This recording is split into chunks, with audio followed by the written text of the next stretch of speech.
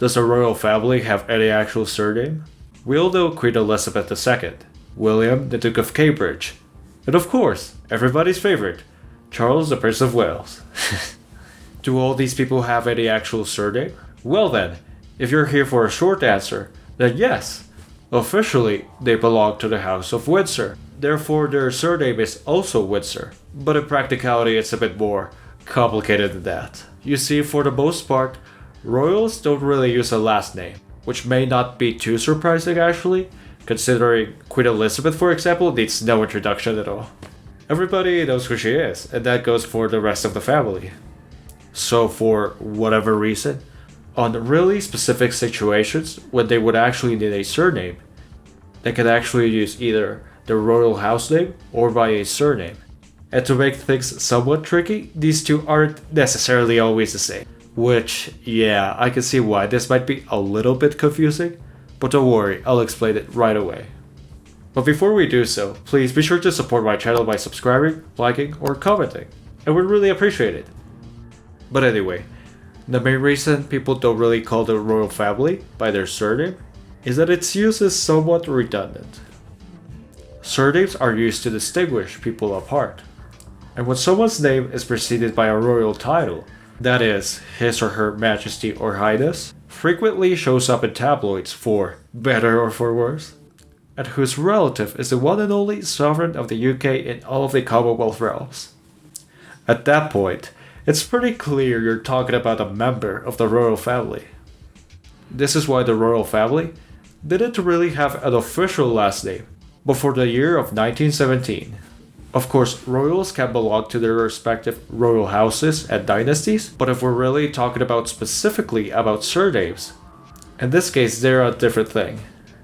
As of today, it just happens to be that the name of both the royal house and the family's surname is Windsor, which thankfully makes things less confusing. Yeah, thank goodness. In order to understand the history behind the surname of Windsor, we have to go look back at history a couple of generations ago. Setting Queen Victoria as a reference point, at that time, the royal family belonged to the House of Hanover. But once Queen Victoria married Prince Albert of Saxe-Coburg-Gotha, the reigning house would come to be that, Saxe-Coburg-Gotha, for a couple of generations at least. This was the case until the First World War broke out. As you may know already, the British Empire was at war with the German Empire. And as such, the conflict sparked unprecedented anti-German sentiment and riots across the island. Picture this, you're a soldier. Everybody just wants to go home. But unfortunately, that's not really up to you.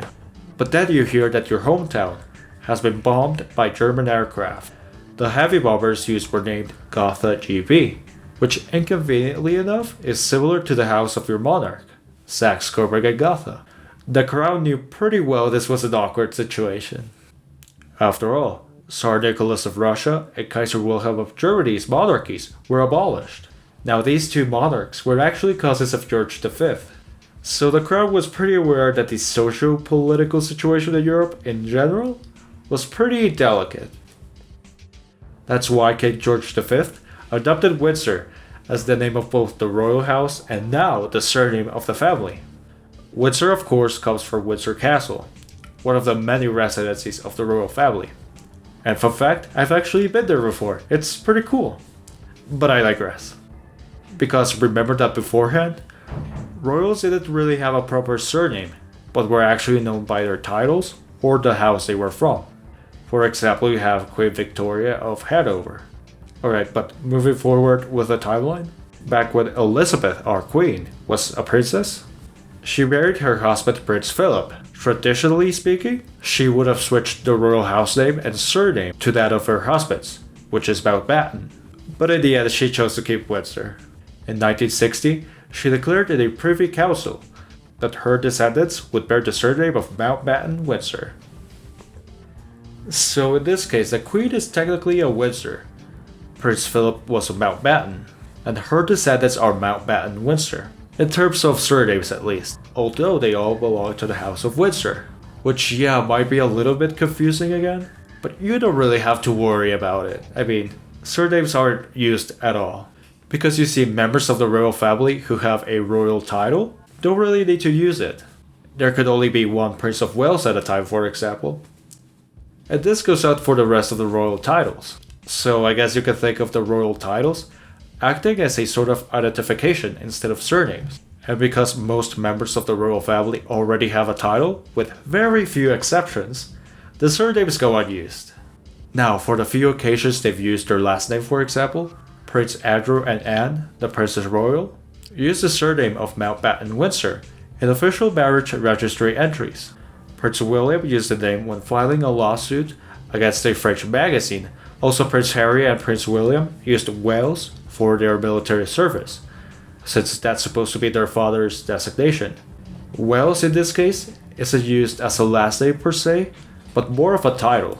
Now, as you can see, officially, the last name of the royal family would come to be Windsor. But for the branch of the family that's arguably the most important one, in that case, it's Mountbatten-Windsor.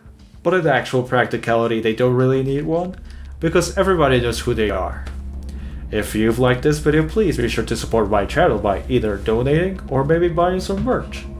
You can also like, comment, and subscribe for more content in the future. Thank you so much for watching. Take care.